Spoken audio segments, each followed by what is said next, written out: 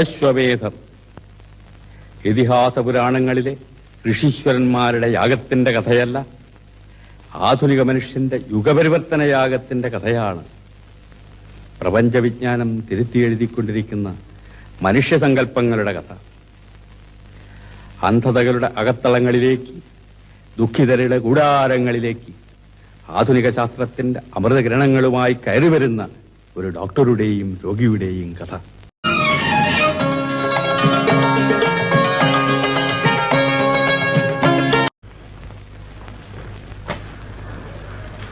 എനിക്ക് അച്ഛനോടും അമ്മയോടും അവസാനമായ ഒരു കാര്യം പറയാനുണ്ട്. നീ ഞങ്ങളുടെ വരുതിയോട്ട് നടക്കുന്നവരല്ലോ. നിനക്ക് എന്താണ് പറയാനുള്ളത്? എന്റെ വിവാഹം നടത്തിത്തരണം. സാധ്യമല്ല. എന്നാൽ അച്ഛനെയും അമ്മയും കൂടാതെ ഞാനത് നടത്തും.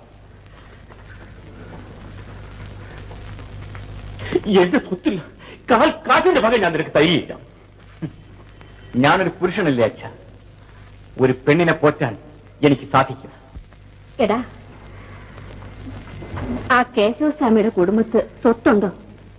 പ്രായമായ 4 പെൺപിള്ളാരല്ലേ അയാൾക്ക്. പിന്നെ അയാളുടെ മൂത്ത മകൻ ബോംബെയിലും കണ്ടോ ജോലി ചെയ്ത് കിട്ടുന്ന കാശ് കൊണ്ടല്ലേ ആ വീട് കഴിയുന്നത്. അവളെ അല്ലാതെ മറ്റൊന്നും ഞാൻ ആഗ്രഹിക്കുന്നില്ല. ആരൊക്കെ എതിർത്താലും ഞാൻ അവളെ വിവാഹം ചെയ്യും. നിശ്ചയമാണ്. നിശ്ചയമാണ്. എങ്കിൽ ഞങ്ങൾ അനുകൂലിച്ച് ഒരു കാലത്തും ആ വിവാഹം നടക്കാൻ പോകുന്നില്ല. പക്ഷേ അച്ഛനോടും അമ്മയോടും അവസാനമായി ഒന്ന് ചോദിക്കേണ്ട കടമയുണ്ടല്ലോ. വിവാഹം തീരുമാനിക്കാൻ പോവുകയാണ് അടുത്ത 21-ാം തീയതി.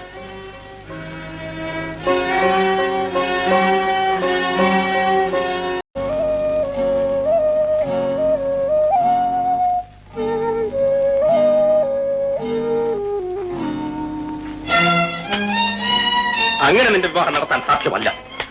അച്ഛാ, വേഗം പോയി എന്റെ പേര് വെച്ച് ക്ഷണക്ക് തടിച്ചുകൊണ്ടുമാറ. എന്താ വായും പൊളിച്ചു നിൽക്കുന്നത്? അങ്ങനെ നീ ജയിക്കേണ്ട. വിവരമുള്ള ഒരു അച്ഛനും മകന്റെ മുമ്പിൽ പരാജയപ്പെടുകയില്ല. ഈ വിവാഹം ഞാനാണ് നടത്താൻ പോകുന്നത്. അച്ഛാ,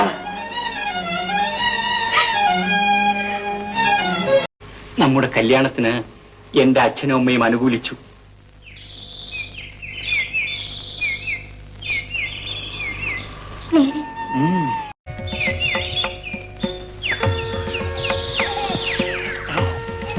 എന്റെ ഷട്ടിൽ രക്തം അവിടെ നിന്ന്. ഇതെവിടെ പറ്റി? നിന്റെ വിരലിൽ നിന്നാണ്. മുറിഞ്ഞിരിക്കുന്നല്ലോ. അയ്യോ, സൂചി കൊണ്ടതായിരിക്കും. ചേട്ടൻ കയറി വന്നപ്പോൾ ഞാനെല്ലാം മറന്നു. അയ്യോ, രക്തം പുരണ്ടല്ലോ. സാരമില്ല, നിന്റെ രക്തമല്ല. ഞാൻ ആ തുവാല ചേട്ടന് വേണ്ടി തയ്ക്കായിരുന്നു. കൂടുതൽ സമയം ഇരുന്ന് തയ്ച്ചതുകൊണ്ട് വിരലിന് ഒരു തരിപ്പുണ്ട്.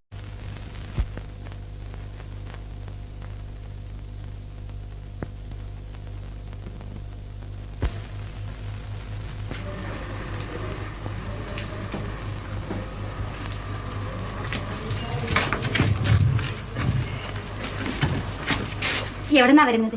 ഇരിക്കണം. ഞാൻ കസേരയിൽ ഇരിക്കുകയില്ല, നിന്നുകൊള്ളാം. സരളി, കാപ്പി കൊണ്ട്. വേണ്ട, ഞാൻ കാപ്പി കുടിക്കുകയില്ല, ചായയും കുടിക്കുകയില്ല, പുക വലിക്കുകയോ മുറുക്കുകയോ ഒന്നും ചെയ്യാറില്ല. പാലേ കുടിക്കൂ. പാല് കാണുമെന്ന് തോന്നുന്നില്ല. എന്നാൽ ഒന്നും വേണ്ട. എന്താണ് തേടുന്നത്? മണ്ണും പൊടിയും കിടക്കുന്നു. ഇവിടം തൂത്തതല്ലേ? നേരത്തെ തൂത്തതാണ്. നിങ്ങളുടെ പേരെന്താണ്? കൃഷ്ണാനന്ദജി. ഞാൻ ഒരു സാമൂഹ്യോദ്ധാരകനായിരുന്നു. വീടും പരിസരവും എപ്പോഴും വൃത്തിയായിട്ടിടണം.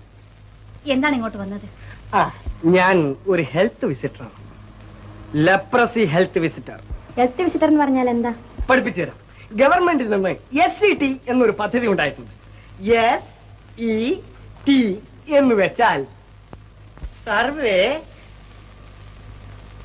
Education treatment.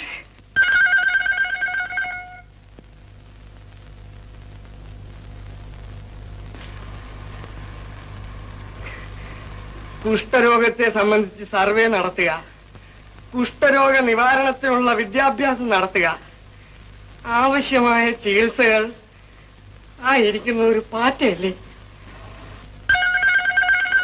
അതെ, അവിടെ ഇരുന്ന് കൊള്ളട്ടെ. പാറ്റയെ തൂത്ത് വെളിയിൽ കളയരുതോ? അത് നിങ്ങൾ ഒന്നും ചെയ്യില്ല. എനിക്ക് ശുചിത്വത്തെ സംബന്ധിച്ച് ബഹു നിർബന്ധമാണ്. ഒരു ലഹരിയും ഞാൻ കഴിക്കുകയില്ല. ഞാൻ പാലേ കുടിക്കും. ആരോഗ്യപരമായി ബഹു. ആ പാറ്റയെ അവിടെ എങ്ങും കണ്ടില്ലല്ലോ. നിങ്ങൾ എന്തിനാ വന്നത്? ഇവിടെ സരോജം ആരാണ്? ഞാനാണ്. നിങ്ങൾ കുറച്ച് ദിവസം മുമ്പേ ആസ്പത്രിയിൽ വന്നില്ലേ? വന്നു. ഡോക്ടർ നിങ്ങളുടെ സ്മിയർ 2-3 പ്രാവശ്യം പരിശോധിച്ചില്ലേ?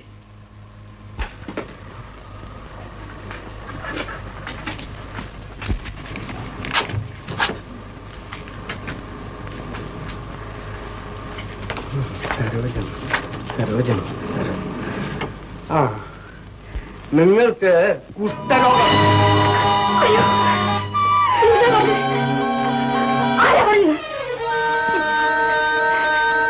ഇല്ല, എനിക്ക് രോഗമില്ല. അയ്യോ, കള്ളം. ഡോക്ടർക്ക് തെറ്റിയതായിരിക്കും. തെറ്റിയതാണ്. അയ്യോ, ഇല്ല, എനിക്ക് രോഗമില്ല. നിനക്ക് ശരിക്കും ആഹാരം കിട്ടിയിരുന്നില്ല? കിട്ടിയിരുന്നു. കിടക്കാൻ സൗകര്യമില്ലായിരുന്നു? ഉണ്ടായിരുന്നു. മരുന്നില്ലായിരുന്നു? ഓ, മരുന്നും ഉണ്ടായിരുന്നു. പിന്നെ നീ എന്തിനാ വിളിച്ചോടി? ഡോക്ടർ സാർ എന്താ കാറിൽ ചളി. നിന്നെ ഞാൻ പോലീസിനെ കൊണ്ട് അറസ്റ്റ് ചെയ്യിച്ച് സാനിറ്റോറിയത്തിലാക്കിക്കും. ആസ്പത്രി ചികിത്സ കൊണ്ട് ഏതെങ്കിലും രോഗം ഭേദമായിട്ടുണ്ടോ ഡോക്ടർ സാറേ? ഇല്ല ഇല്ല, രോഗം ഭേദമാകുന്നത് ഭജനയും മന്ത്രവാദവും കൊണ്ടാണ്. ഹിന്ദുക്കളെ കളിയാക്കാതെ താമസം ഡോക്ടറെ. ഈശ്വര ഭജനവും ചെയ്ത് ഭിക്ഷാടനവും ചെയ്ത് നടന്നാൽ മാത്രമേ കുഷ്ഠരോഗം മാറൂ. സർപ്പകോപം കൊണ്ടാണ് രക്തദൂഷ്യം ഉണ്ടാകുന്നത്. ദയവ് ചെയ്ത് നിങ്ങൾ അന്ധവിശ്വാസത്തെ പ്രോത്സാഹിപ്പിക്കരുത്. കുഷ്ഠരോഗത്തിന് മരുന്നുണ്ട്, അന്ധവിശ്വാസത്തിന് മരുന്ന് ഇനിയും കണ്ടുപിടിക്കേണ്ടിയിരിക്കുന്നു. ഒരു ജീവിതകാലം മുഴുവൻ ഈ കുഷ്ഠരോഗികളുടെ കോളനിയിൽ കഴിയാൻ എനിക്ക് സാധ്യമല്ല. രോഗമില്ലാത്ത ഒരാളെ ഒരു നിമിഷം പോലും രോഗികളുടെ ഇടയിൽ കഴിയാൻ ഞാൻ അനുവദിക്കുകയില്ല. ഞാനൊരു ശാസ്ത്രജ്ഞനാണ്, ഒരു ഡോക്ടർ. അപ്പോ ഈ കോളനി മാത്രമാണോ നിങ്ങളുടെ ലോകം? എന്റെ ലോകം കുറച്ചുകൂടി വലുതാണ്.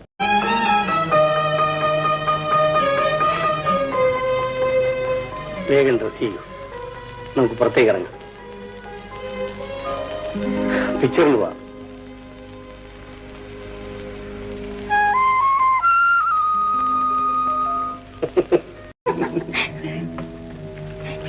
പുറത്തേക്ക് നിൽക്കൂ, മര്യാദയില്ലാത്ത മനുഷ്യരെ. നിങ്ങൾ ആരാ? ആരായാലും എന്താ, മര്യാദ വേണ്ടേ? ഏയ്, നീ സൂക്കറിയാണോ?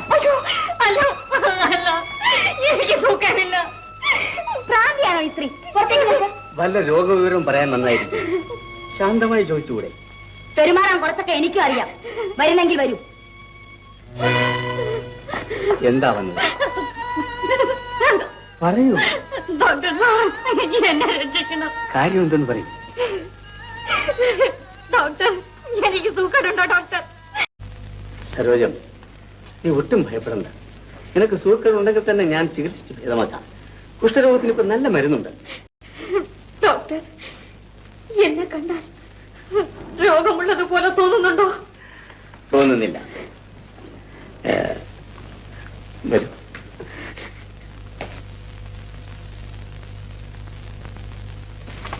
നിനക്ക് അസുഖം തോന്നിയത് ഏത് കഴിക്കാണ്? കേട്ടു, ഇങ്ങനെ മടിക്കും. നന്നായിട്ട്.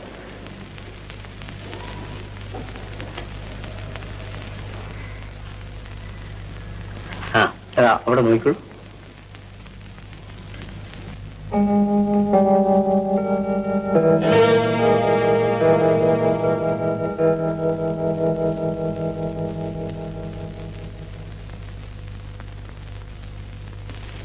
നിന്റെ വിരലിൽ തൊടുന്നതായി തോന്നുന്നുണ്ടോ?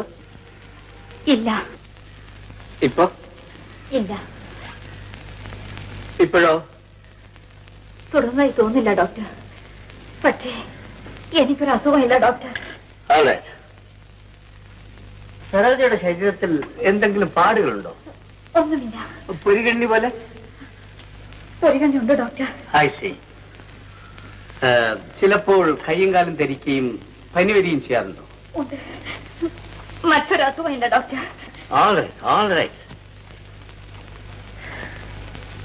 സരോജം, നീ വിഷമിക്കരുത്. നിനക്ക് രോഗമുണ്ട്. നിന്റെ രോഗം ഞാൻ ഭേദമാക്കി തരാം. ഇപ്പൊ പുതിയൊരു മരുന്ന് വന്നിട്ടുണ്ട്. കുഷ്ഠരോഗം പകരുന്നതല്ലെങ്കിലും മറ്റാളുകളുമായി വളരെ അടുത്ത് പെരുമാറുന്നു. നീ എന്താണ് കൊച്ചു കുട്ടികളെ പോലെ ഇങ്ങനെ കരയുന്നത്?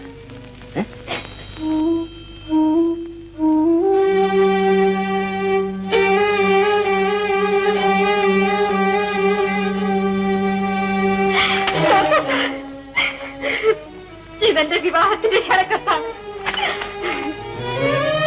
മോഹൻ. അതെ ഡോക്ടർ, അങ്ങനെ രക്ഷിക്കണം. എനിക്ക് സൂക്കടുള്ള വിവരം ആരോടും പറയരുത്. എന്റെ ജീവിതമാകെ തകർന്നു പോകും. മോഹൻ എന്റെ ഒരു സ്നേഹിതനാണ് ഡോക്ടർ. അദ്ദേഹം ഇതറിയരുത് ഡോക്ടർ. ഞാൻ ഈ വിവാഹം നടക്കുകയില്ല അല്ലേ? നടക്കുകയില്ല. നിന്റെ രോഗവിവരം ഒളിച്ചു വെച്ചാൽ ഈ വിവാഹം നടക്കും. അപ്പോൾ നിനക്ക് ചികിത്സിക്കാൻ ഒക്കുകയില്ല. നിന്റെ രോഗം വർദ്ധിക്കും. മോഹനനും ഇത് പകരും.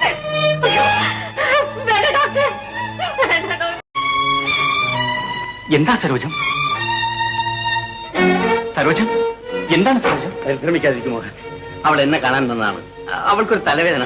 അല്ല, എനിക്ക് കുഷ്ഠരോഗമാണ്.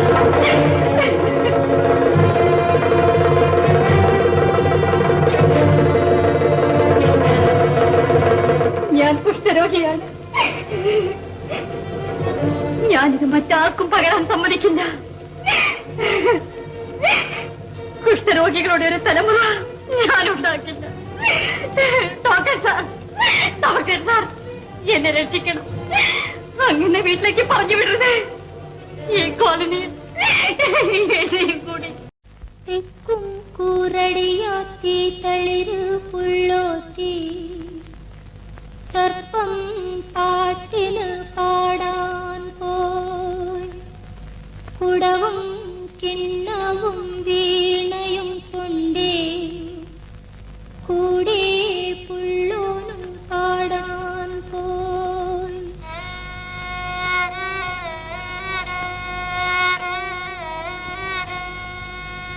തെക്കും കൂറടിയാത്തി തളിരു പുള്ളോത്തി സർപ്പം പാട്ടിന് പാടാൻ പോയി കുടവും കിണ്ണവും വീണയും കൊണ്ടേ കൂടെ പുള്ളോനും പാടാൻ പോയി.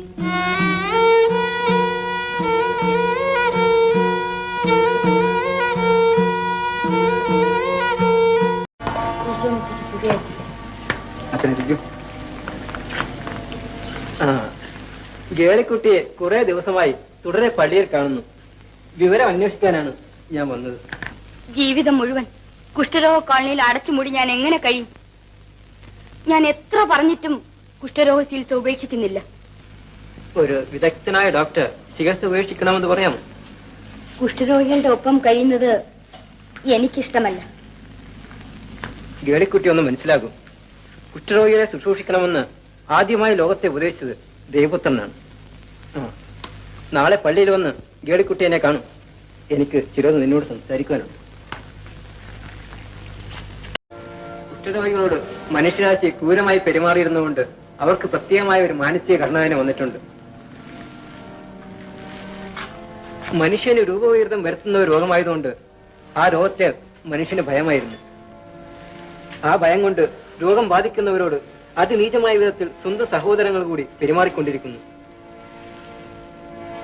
ആദ്യകാലത്ത് രോഗം ബാധിക്കുന്നവരെ അതിക്രൂരമായ വിധത്തിൽ കല്ലെറിഞ്ഞു കൊല്ലുകയായിരുന്നു പതിവ്. അതിനുശേഷം ജനവാസമില്ലാത്ത വനങ്ങളിലും ദ്വീപുകളിലും ക്രൂരജന്തുക്കൾക്ക് കടിച്ചു തിന്നാൻ എറിഞ്ഞിട്ട് കൊടുത്തു. യൂറോപ്പിൽ കുഷ്ഠരോഗികളെ മണികെട്ടി വിട്ടിരുന്ന ഒരു കാലത്തെപ്പറ്റി ഗേളി വായിച്ചിരിക്കും. രോഗികളുടെ മണിയൊച്ച കേട്ടാൽ ജനങ്ങൾ ഓടി ഒളിക്കും. ആ, ഫാദർ ഡാമിനെ പറ്റി കേട്ടിട്ടില്ലേ? ഇല്ല. ബെൽജിയത്തിൽ ജനിച്ച ഒരു പുരോഹിതനായിരുന്നു അദ്ദേഹം. ഹവായ് ദ്വീപുകളിൽപ്പെട്ട മെളോക്കയിലായിരുന്നു അക്കാലത്ത് കുഷ്ഠരോഗികളെ പാർപ്പിച്ചിരുന്നത്.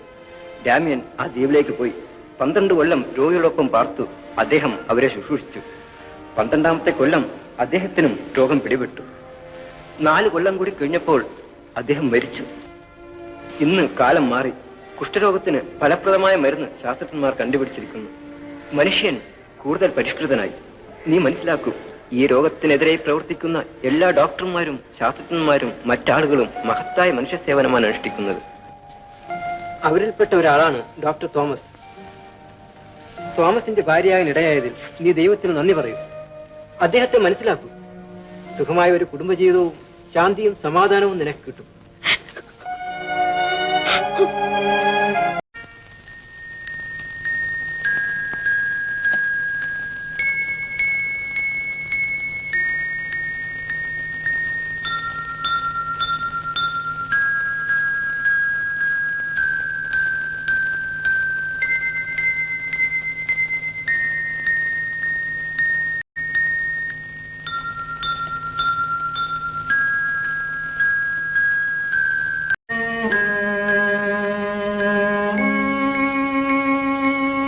മൂന്നാമത്തെ പ്രാവശ്യവും നിന്റെ സ്മിയർ നെഗറ്റീവ് ആയിരിക്കും.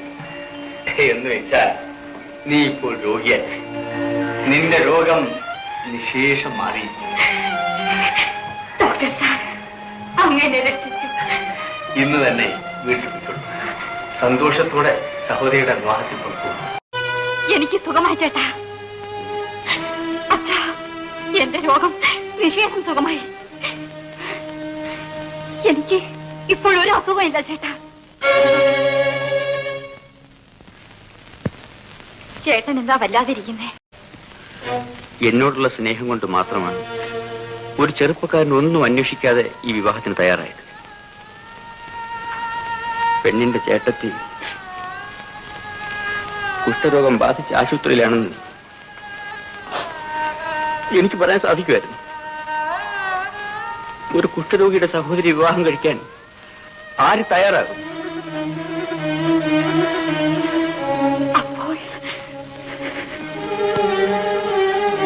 നീ രോഗം സുഖമായി വീട്ടിലേക്ക് വരുമെന്ന് എനിക്ക് വിശ്വാസമുണ്ടായിരുന്നില്ല.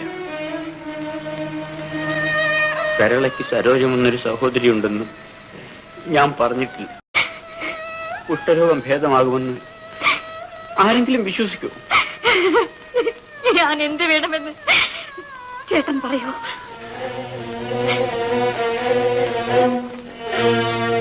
മോളെ മോളെ അവന് നിന്നോട് പറയാൻ വിഷമമുണ്ട്. ബോംബെക്കാര് വരുന്നതിന് മുമ്പ് എന്റെ മോള് ഞാനിവിടെ നിന്ന് പോണം. അല്ലേ അച്ഛാ? Doctor sir, doctor sir, doctor sir. എന്ത് സരോജ? സരോജൻ വീട്ടിൽ പോയില്ലേ? ഇല്ല, എന്റെ അനിയത്തിയുടെ വിവാഹമെങ്കിലും മുഹൂർത്തത്തിന് നടക്കട്ടെ. അവളുടെ ഭർത്താവാക്കാൻ പോകുന്ന ആളിനോട് അവൾക്ക് കുഷ്ഠരോഗിയായ ഒരു സഹോദരി ഉണ്ടെന്നുള്ള വിവരം എന്റെ ചേട്ടൻ അറിയിച്ചിട്ടില്ല. നീ വീട്ടിൽ നിന്ന് ഇറങ്ങിപ്പോണെന്ന് അവർ പറഞ്ഞു. എന്ത്? ഡോക്ടർ സാർ, വീട്ടുകാരെ ഒന്നും പറയണ്ട. ഞാൻ പോന്നതാണ്. നീ ഭ്രാന്തല്ലേ കാണിച്ചത്? നീ ഒരു വിഡ്ഢിയാണ്. അതെ, എന്നാലും ഡോക്ടർ സാർ, ഇത്ര ഭയങ്കരമാണോ ഈ രോഗം? അന്ധവിശ്വാസം, അജ്ഞത, അത് രണ്ടുമാണ് ഭയങ്കരം. അത് അതിഭയങ്കരവുമാണ്. നീ വിഷമിക്കണം. അതാ മോഹൻ വരുന്നു. സരോജം, സരോജം, നിന്റെ രോഗം നിശേഷം സുഖമായി. സുഖമായി ചേട്ടാ, സുഖമായി. സുഖമായോ ഡോക്ടർ? സരോജം പറഞ്ഞിട്ടും ബോധ്യമായി. ബോധ്യമായി. എന്നാലും മിസ്റ്റർ മോഹൻ, എത്രയും വേഗം ഇവിടെ കല്യാണം കഴിച്ചു വിട്ടിട്ടുണ്ട്. ഇപ്പോഴോ ഡോക്ടർ? അയ്യോ ചേട്ടാ, സരോജ, നിന്നെ അല്ലാതെ മറ്റൊരു സ്ത്രീയെ വിവാഹം കഴിക്കുന്നതിനെ പറ്റി ചിന്തിക്കാൻ കൂടി എനിക്ക് കഴിയുന്നില്ല. നിനക്ക് രോഗം വന്നു സുഖമായെന്ന് ഡോക്ടർ പറയുന്നു. യെസ്, ഡോക്ടർ പറയുന്നു. ഡോക്ടർ, ഞാനൊന്ന് ചോദിക്കട്ടെ, കുഷ്ഠരോഗം ഭേദമാകുമോ ഡോക്ടർ? മിസ്റ്റർ മോഹൻ, നിങ്ങൾ ശാസ്ത്രത്തെ ചോദ്യം ചെയ്യരുത്. അല്ല ഡോക്ടർ, ശാസ്ത്രത്തെ ചോദ്യം ചെയ്യുന്നതല്ല. പക്ഷേ എന്നാലും എനിക്ക് വിശ്വാസം കുഷ്ഠരോഗം ഭേദമായേക്കാം. അങ്ങല്ലാതെ എനിക്ക് മറ്റൊരു ആശ്രയമില്ല ചേട്ടാ. സരോജ, എനിക്ക് നിന്നോട് സഹതാപമുണ്ട്. നിനക്ക് വേണ്ടി എന്ത് വേണമെങ്കിലും ചെയ്യാം. പക്ഷേ ഒരു പ്രേമബന്ധം ഇനി ഒക്കുകയല്ല. ഒരു കുടുംബജീവിതം എനിക്കിനി സാധ്യമല്ല. ഞാനിവിടെ നിൽക്കുന്നില്ല. നിന്നാൽ എന്റെ ഹൃദയം തകർന്നു പോകും. ഞാൻ ഇന്ന് വന്നും ഇങ്ങനെ കഴിഞ്ഞോളാം. ചേട്ടാ, എനിക്ക് ലോകത്ത് ആരുമില്ല, ആരുമില്ല. എന്നെ ഉപേക്ഷിക്കരുത്, എന്നെ ഉപേക്ഷിക്കരുത്. വേണ്ട, വേണ്ട, എന്നെ തുടരുത്, എന്നെ തുടരുത്.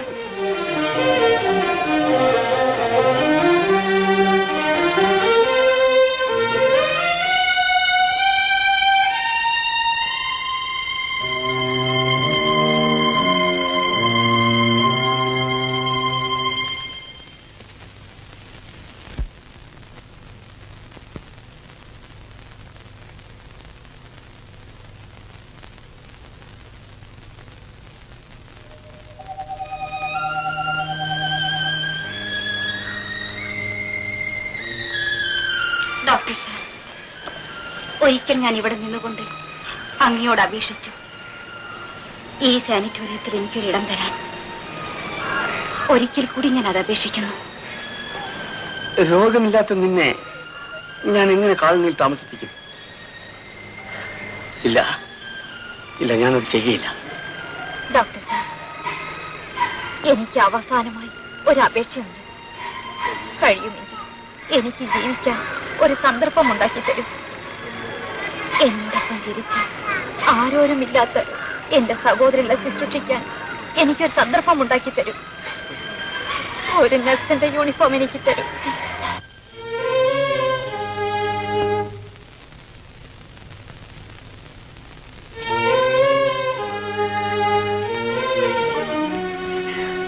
രോഗിയായിരുന്നപ്പോൾ എനിക്ക് ഇവിടെയെങ്കിലും ഒരു ആശ്രയമുണ്ടായിരുന്നു. രോഗം ഭേദമായ എനിക്ക് ഈ ഭൂമിയിൽ ഒരു ആശ്രയമില്ലേ ഡോക്ടർ? സരോജ, നീ എവിടെ പോകുന്നു? ഈ ഭൂമിയിൽ എനിക്കിടമില്ല ഡോക്ടർ.